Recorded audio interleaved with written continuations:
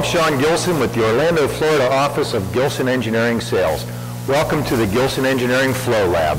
Behind me you'll see a wide variety of different flow measurement instrumentation that we use in our lab as we pump back and forth from the two tanks. And today we'll be doing a brief instructional video on the Seametrics model PE102 low flow mag meter. This meter right here is the 3/4 inch flow meter installed in a 1/2 inch line via the optional 1/2 inch adapters. These are NPT adapters. The standard meter comes with a flared fitting. So we use the adapters and we go into the NPT line. The installation is very simple. All you need to do is make sure that the meter has a full pipe at all times.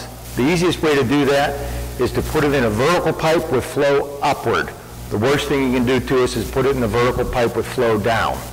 If we're in a horizontal pipe, then we need to ensure that the pipe is always full by either having some section of the downstream pipe higher than the flow meter, or by ensuring that there's enough back pressure in the line to make sure that the pipe is always going to be full. Most flow meters have a lot of requirements for how many straight runs you need before and after the meter. This meter requires virtually 0 straight runs after a 90-degree elbow. We can go directly from a 90 and through this meter and meter accurately. One word of caution on using the FlareTech to NPT adapters. When you use the NPT adapters, simply hand tighten the adapters onto the flow meter so that we don't cause any damage to the threads or the flow meter itself. Then, when you tighten the pipe to the NPT adapters, grab a wrench, hold the adapter with the wrench, and then thread on your pipe. That will protect the meter and the adapters to make sure you don't do any damage. Let's talk about wiring. The PE102 comes with a quick disconnect molded into the flow meter. In order to wire it, you're going to need to get a cable, either through Seametrics, or you can purchase this separately through a manufacturer such as Turk. You're going to have 3 sets of wires that are used on here.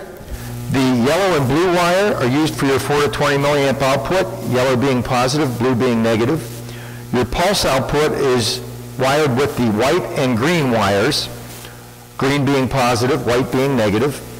And your power is the red and brown, with the red being positive. And then you'll want to ground the unit to earth ground. Also, be certain to use a linear power supply when powering this device. Using something other than a linear power supply can result in some problems. The meter comes pre-scaled and pre-calibrated. The 3/8 meter is calibrated for the 4 to 20 to represent 0 to 3 GPM. The pulses are 3,785 pulses per gallon. On the 3/4 inch meter, the 4 to 20 represents 0 to 20 GPM, and your pulse output is 1,892 pulses per gallon. That should do it. Follow all these simple instructions and you'll have yourself a very nice flow meter installation. Thank you.